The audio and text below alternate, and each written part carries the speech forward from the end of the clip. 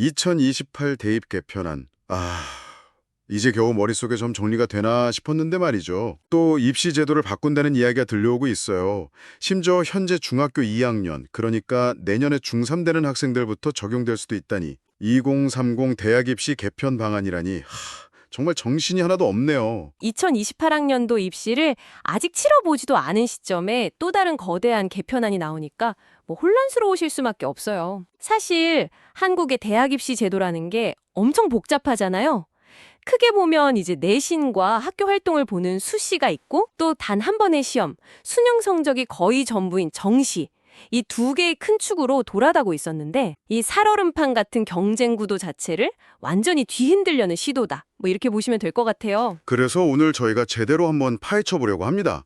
당신이 보내주신 자료, 입시 전문가로 유명한 훈 선생이 최근 국가교육위원회에 공교육 혁신 보고서를 아주 날카롭게 분석한 글인데요. 오늘은 이 분석을 바탕으로 2030 대입제도의 핵심 제안 4가지가 과연 무엇인지, 그리고 그 이면에 숨은 진짜 의미는 뭔지 오직 당신만을 위해 깊이 있게 탐구해 보겠습니다. 저희 목표는 딱 하나입니다. 이 복잡한 논의의 핵심을 꿰뚫어서 당신이 그래서 이런 거였구나 하고 무릎을 탁 치게 만들어드리는 거예요. 자, 그럼 바로 본론으로 한번 들어가 보죠. 이 분석 자료에서 가장 먼저 그리고 가장 충격적으로 다루는 내용이 바로 수능하고 내신을 전부 절대평가로 바꾸자는 제안이에요. 이게 지금의 상대평가랑은 완전히 다른 개념인데 정확히 무슨 뜻인가요? 말 그대로 점수 경쟁의 판을 바꾸자는 이야기예요. 현재 수능은 상위 4%까지 1등급, 11%까지 2등급, 이렇게 딱 등수가 정해진 상대평가잖아요. 네, 줄 세우기죠. 그렇죠. 내신도 2028학년도부터 5등급제 상대평가로 바뀌고요. 그런데 이걸 다 없애고 일정 점수만 넘으면 모두 같은 등급을 주는 5등급 절대평가로 전환하자. 이게 이 제안의 핵심입니다. 점수만 넘으면 다 같은 등급이다. 그러면 예를 들어서 99점 맞은 학생이란 90점 맞은 학생이 똑같이 1등급을 받게 되는 거군요. 정확해요. 보고서에서는 이제 수능 영어를 예시로 들고 있어요. 현재 절대평가인 영어 과목 데이터를 보니까 80점 이상 받은 학생 비율이 보통 한 20% 전후에서 나오더라는 거죠. 거기에 차가 냈군요. 네. 그래서 앞으로 모든 과목을 80점 이상이면 1등급, 이런 식으로 해서 각 등급별로 약 20%씩 학생이 분포되도록 시험 난이도를 조절하자는 그런 구상이에요. 1등부터 꼴등까지 한 줄로 세우는 경쟁을 좀 완화하겠다, 이런 취지죠. 취지는 참 좋은데 근데 바로 드는 의문이 있어요. 예전에 내신 절대평가로 했다가 학교마다 시험 너무 쉽게 내는 그 성적 부풀리기 문제요. 그거 심각해서 다시 상대평가로 돌아온 경험 있잖아요. 이번에는 그 문제에 대한 대책이 있는 건가요? 아주 중요한 지적이에요. 그래서 이번 보고서에서는 과거의 실패를 반복하지 않기 위한 안전장치를 하나 제안했습니다. 바로 등급 하한선이라는 개념입니다. 등급 하한선이요? 그건 좀 생소한데요? 제가 예를 들어 설명해 드릴게요. 1등급의 하한선을 30%로 딱 정해두는 거예요. 30%요? 네. 만약 어떤 학교 국어 시험이 너무 쉬워서 80점 이상, 즉 1등급에 해당하는 학생이 무려 35%나 나왔다고 한번 가정해보죠. 네네. 20%까지라는 그대로 1등급을 주고요. 20%를 넘어서 30% 사이에 있는 학생들에게는 1-라는 등급을 부여하자는 아이디어예요. 성적표에 그냥 1, 2 아니라 1-라는 표시가 붙는 거군요. 이게 어떤 효과가 있는 거죠? 대학 입학사정관이 그 성적표를 봤을 때 이 학교 이 과목은 시험이 아주 쉬워서 1등급이 흔했구나 하고 직관적으로 판단할 수 있는 신호를 주는 거죠. 일종의 경고등 같은 거네요. 그렇죠. 경고등 같은 역할을 하는 셈이에요. 하지만 여기서 당신이 한번 생각해 보셔야 할 점이 있어요. 과연 대학들이 그 마이너스 표시의 미묘한 차이를 얼마나 신경 쓸까요? 그냥 1등급이라는 큰 틀로 묶어서 평가해버릴 가능성도 있지 않을까요? 자칫하면 성적 부풀리기를 막으려다 변별력만 잃는 결과가 될 수도 있다는 우려가 나오는 이유입니다. 그렇군요. 절대평가로 전환한다는 게 단순히 평가 방식 하나 바꾸는 게 아니라 대학의 학생 선발 방식 전체에 엄청난 연쇄 반응을 일으키겠네요. 맞습니다. 그리고 바로 그 지점에서 두 번째 제안으로 자연스럽게 넘어가는 것 같아요. 수시랑 정시를 아예 통합하자는 아이디어 말이에요. 맞아요. 이 두 가지는 완벽하게 연결된 문제예요. 한번 상상해 보세요. 수능하고 내신이 모두 절대평가로 바뀌면 최상위권 대학 지원자들은 대부분 모든 과목에서 1등급을 받게 될 거예요. 그렇죠. 다 1등급이겠죠. 그럼 대학 입장에서는 성적표만 보고는 도저히 우열을 가릴 수가 없죠. 바로 이 변별력의 공백 문제를 해결하기 위해 수시와 정시의 틀을 깨는 새로운 판을 짜자. 이게 두 번째 제안의 핵심입니다. 변별력 문제 해결과 동시에 그 고질적인 문제였던 고3 교실 붕괴도 막겠다는 의도가 깔려 있는 것 같고요. 이걸 막기 위해서 아예 수능이 끝난 후에 모든 전형의 원서 접수를 한 번에 받자는 거예요. 그리고 전형을 가군과 나군이라는 두 개의 트랙으로 나누자고 제안합니다. 가군과 나군이라 어떻게 다른 건가요? 혹시 비유를 들어서 설명해 주실 수 있을까요? 좋은 생각이에요. 이렇게 한번 생각해 보시죠. 가군은 영화의 흥행 성적, 그러니까 박스오피스 순위로만 평가하는 방식이에요. 아, 숫자만 보는 거? 네. 교과 성적과 수능 성적이라는 정량적인 숫자만 딱 입력하면 컴퓨터가 합격 여부를 알려주는 거죠. 아주 명쾌하고 단순해요. 주로 중위권 이하 대학에서 이 방식을 사용하게 될 걸로 보입니다. 그렇다면 나군은 영화 평론가의 리뷰 같은 거겠군요. 완벽한 비유예요. 나군은 학생부의 기록, 수능 성적, 심층 면접 등을 종합적으로 보는 정성평가 전형이에요. 박스오피스 성적, 즉 절대평가 점수는 참고만 할 뿐 영화의 연출, 각본, 연기 같은 걸 깊이 있게 들여다보고 학생을 뽑겠다는 거죠. 아하, 당연히 지원자 대부분이 올 1등급이 최상위권 대학들은 이 나군에 기댈 수밖에 없어요. 잠깐만요. 심층 면접 같은 정성평가로 학생을 뽑는다. 이거 결국 이름만 바꾼 대학별 고사, 즉 본고사의 부활 아닌가요? 맞습니다. 게다가 보고서는 현재 서울 주요 16개 대학에 부과된 정시 40% 의무 선발 규정도 폐지하자고 주장해요. 절대평가로 수능 영향력이 약해지니 이 규정은 의미가 없다는 논리인데 이렇게 되면 대학들은 더더욱 나군 선발에 집중하게 될 겁니다. 결국 이건 경쟁의 이종이지 경쟁의 완화라고 보긴 어렵겠네요. 그렇죠.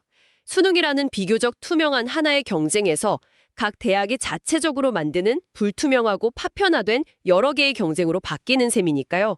학부모 입장에서는 준비해야 할 게 훨씬 많아지고 복잡해지는 거고요. 핵심을 정확히 보셨어요. 바로 그 지점에서 풍선 효과에 대한 우려가 나오는 겁니다. 수능 사교육이라는 풍선의 한쪽을 누르니 대학별 고사 준비라는 다른 쪽이 훨씬 더 크고 예측 불가능하게 부풀어 오를 수 있다는 거죠. 자, 그럼 세 번째 제안으로 넘어가 보죠. 시험 방식뿐만 아니라 시험 과목 자체도 손을 보자는 이야기가 나왔어요. 특히 2028학년도 입시부터 모든 학생이 공통으로 치르게 될 통합사회, 통합과학에 대한 문제 제기가 있다고요. 네, 훈 선생의 분석에 따르면 이 통합사회 과학이 고1 수준이라 변별력이 너무 낮다는 게 가장 큰 문제로 지적돼요. 최상위권 학생이라면 누구나 만점을 받을 수 있는 시험이 될 거라는 거죠. 더 큰 문제는 이 과목들이 쉬우니까 학생들이 정작 중요한 고2, 3때 배우는 심어 과목 공부를 소홀히 할 수 있다는 우려예요. 그래서 이 문제를 해결하기 위한 두 가지 대안을 제시했군요. 맞아요. 첫 번째 일환은 통합사회 2, 통합과학 2라는 과목을 새로 만들자는 거예요. 고2, 3 과정의 핵심 내용을 포함시켜서 시험의 변별력을 높이자는 거죠. 아, 기존 과목의 업그레이드 버전이라고 생각하면 되겠네요. 네, 맞습니다. 그리고 두 번째 안은 더 파격적이에요. 뭔가요? 이 안은 아예 사회, 과학, 탐구 과목 수를 현재 2과목에서 4과목으로 늘리자는 겁니다. 이렇게 과목 수를 늘려야 학생들이 고등학교 전과정의 심화 내용을 깊이 있게 공부하게 될 거라는 주장이에요. 4과목이요? 와, 지금도 2과목 준비하느라 학생들이 힘들어하는데 4과목은 너무 부담이 큰 것 아닌가요? 학습량이 거의 2배로 뛰는 거잖아요. 당연히 그런 질문이 나올 수밖에 없죠. 그런데 여기서 위원회는 다시 절대평가 카드를 꺼내듭니다. 아, 또 절대평가. 네, 괜찮다. 어차피 절대평가라서 80점만 넘으면 1등급이다. 과목 수가 늘어나도 등급을 따기 위한 피말리는 경쟁 압박은 지금부터 적을 것이다. 라는 논리예요. 즉, 공부해야 할 양은 늘어나지만 심리적 부담은 줄어들 거라는 거죠. 당신이라면 이 주장에 동의하실 수 있겠어요? 학생 입장에서 생각하면 선뜻 동의하기는 어려울 것 같아요. 총 공부량이 늘어나는 건 변함없는 사실이니까요. 그렇죠.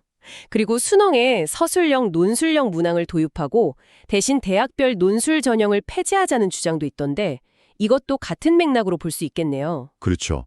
공신력 있는 국가시험, 즉 수능에서 선원술 평가를 제공할 테니 대학들이 굳이 따로 시험을 만들어서 사교육을 유발하지 말라는 메시지예요. 모든 평가를 국가의 통제 아래에 두려는 의도가 엿보이는 대목입니다. 자, 이제 마지막 네 번째 제안입니다. 앞선 세 가지도 엄청난 변화인데 이건 정말 상상 속에서나 가능할 법한 이야기 같아요. 전국의 국립대학을 하나의 네트워크로 묶자고요?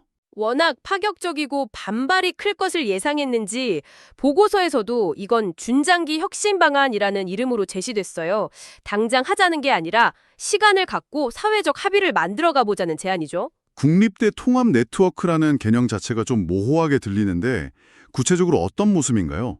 마치 미국의 캘리포니아 주립대, UC 시스템 같은 걸 상상하면 될까요? 오, 아주 적절한 비교예요. 서울대를 정점으로 해서 전국의 모든 국립대를 하나의 거대한 대학 시스템으로 묶는 구상이에요. 와, 공동으로 학생을 선발하고 학점 교류를 활발하게 하며 졸업 시에는 공봉 학위를 수여하자는 거죠.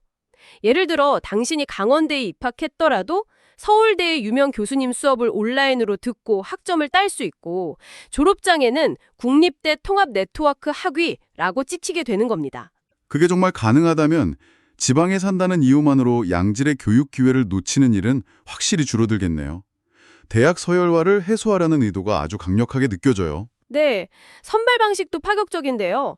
보고서에 나온 예시를 보면 고등학교 내신이 1.25 등급 이내인 최상위권 학생은 원하기만 하면 서울대를 포함한 이 네트워크 소속 대학에 별도의 시험 없이 입학을 보장해주는 방식이에요. 내신 성적 하나만으로요? 네, 내신만으로 서울대 입학 자격까지 얻게 되는 셈이죠. 이건 정말 혁명에 가까운 발상인데요. 하지만 동시에 현실의 벽이 너무나 높아 보여요. 서울대를 비롯한 상위권 국립대 구성원들, 그리고 무엇보다 그 대학 출신 동문들의 엄청난 반발이 불보듯 뻔한데요. 실현 가능성은 거의 없다고 보는 시각이 지배적이에요. 그리고 훈 선생의 분석에서는 더 근본적인 비판을 제기합니다. 어떤 비판이죠? 이런 아이디어가 과거 프랑스나 독일 같은 유럽 국가들의 사례를 벤치마킹한 것인데 과연 수십 년 전의 외국 모델을 지금 우리 사회에 적용하는 게 맞느냐는 거죠. 이제는 우리 현실에 맞는 우리만의 독자적인 혁신 모델을 고민해야 할 때라는 날카로운 지적입니다. 자, 오늘 정말 정신없이 네 가지 핵심 제안을 훑어봤어요. 절대평가 전환, 수시정시 통합, 수능 과목 재조정, 그리고 국립대 통합 네트워크까지.